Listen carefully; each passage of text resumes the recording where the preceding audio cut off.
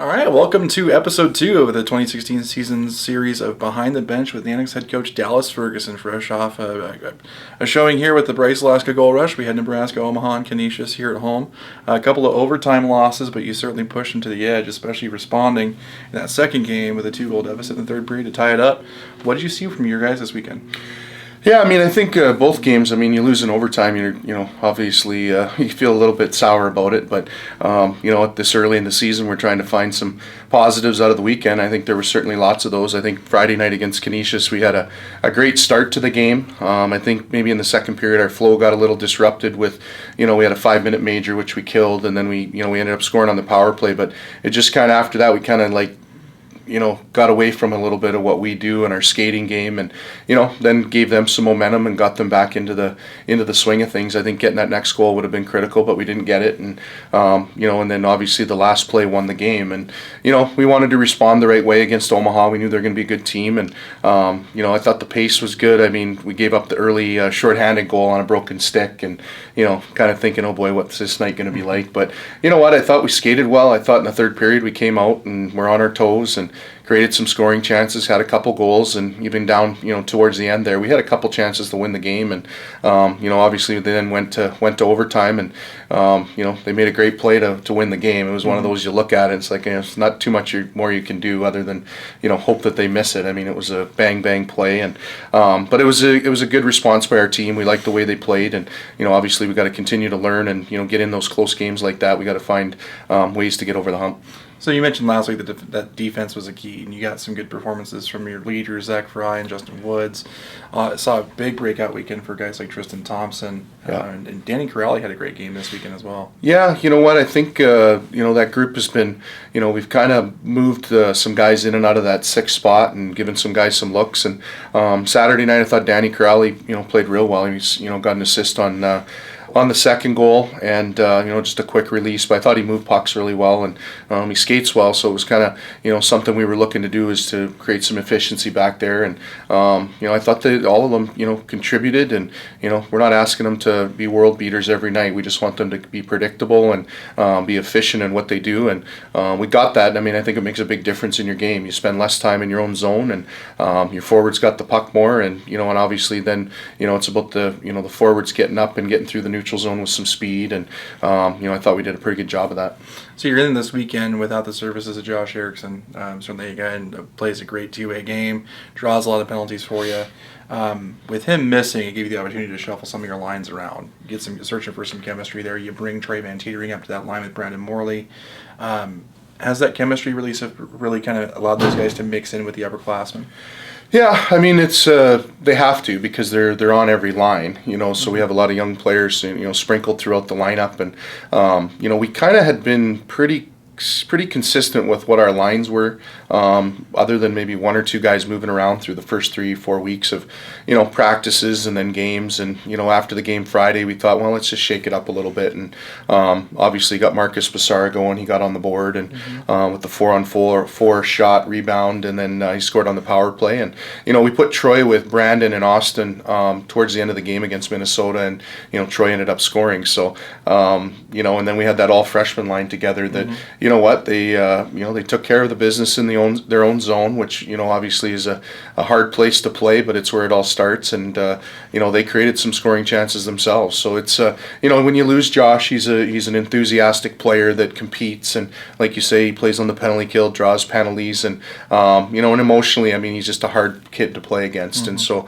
Aaron Hurt stepped in. I thought did a really nice job for his first game, and then the next night we moved Johnny Mullally over into center, and Johnny's a big, strong player that can, he can play down low, and because of his physical strength and on the puck. And so I thought he did a nice job. He's been practicing there all week, and looking forward to seeing him kind of to progress there. We're you can't have enough centermen, and right now with Josh being hurt and Kyle Marino not available, Aaron Hurt has played center, so we've got some guys there, but they're not all available right now. So it's nice when Johnny can step in there. So on your back end, you've played roughly 120 minutes of both Jesse Jenks and Davis Jones between the pipes. Yeah. Are you looking for these guys to sort of like step up and earn the job through the season, or you're looking to split time with these guys? Yeah, I mean, I think there's a couple different scenarios. I mean, we presented it to our staff this summer that, hey, we've got two guys we feel can win games. And I've been saying that for the last 3 weeks. And kind of our approach was that let's give them each a game in our non-conference, and then we'll make a decision on who the starter is going to be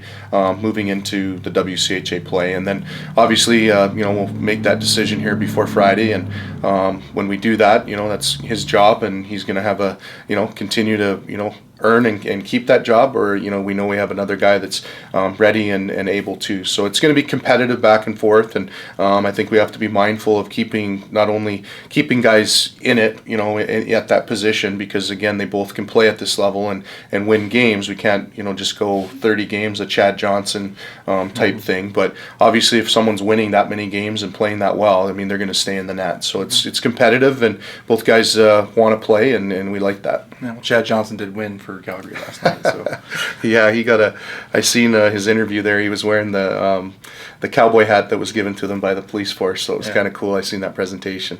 Yeah, well, 4-3 over his old team, can't be anything to complain about there. But now we stay home this week. We have Mankato coming to start WCHA play, like you mentioned. Early on in the season, last week you mentioned it's all about building your own team's identity, playing the way you guys want to play. We saw really that take advantage in the third period there against Nebraska Omaha. How do you carry that momentum forward this weekend at the Patty Ice Arena against Mankato? Yeah, I mean, I think it's just staying focused. I mean, I think we felt pretty good about ourselves after the weekend down in Anchorage. We liked our game against Anchorage, and we felt like we did a lot of good things against Minnesota, even though we didn't get the results. And there was sometimes that's the hardest part of just staying on top of what you do. Like, you feel good about yourself, but you got to continue to push yourself to get better and not be content. It's not like we won both games, but you know what? It's a good feeling. They're working hard. They're working together. So it's building confidence within the game and our structure, and we like that. But I think you have to reinvent yourself almost every weekend here, or maybe not reinvent, but maybe prove yourself every weekend that you can compete and play at this level, and you start getting some wins and through the structure and through the commitment of the team, then it gets to be real powerful. And we're early on in the season here, and we feel good about a lot of things that we're seeing from all parts of our lineup. But at the end now, we're playing for points, and we've got to put ourselves in position to be where we want to be at the end of the season. And in this league, you have to get points every weekend if you want to put yourself into a home playoff spot come the end of the season. And obviously, to make the playoffs, you got to be getting more points, something every weekend. So it's a competitive league. It's a hard league, and obviously we're starting off with a very talented team, and they're very well coached. And as hard as they are to play against, those are the games you like to be in and be competitive. And obviously now we're again just a little bit more on the line with points. And that's kind of why we're here, to enjoy the competitive spirit. All right, well, the WCHA season starts this weekend at the Patty Ice Arena in Mankato, coming to town with a 4-0 record. So it should be a great way to hopefully kick things off here at home with these guys getting WCHA play started. So thank you, Coach. Yep, thank you, Britt. Yep.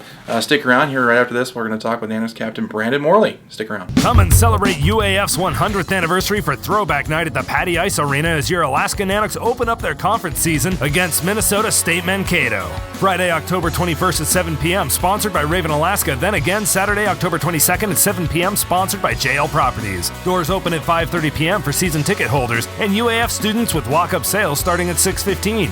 Come support your NCAA Division I hockey team this Friday and Saturday in the Patty Ice Arena on UAF campus and be a part of Nanook Nation.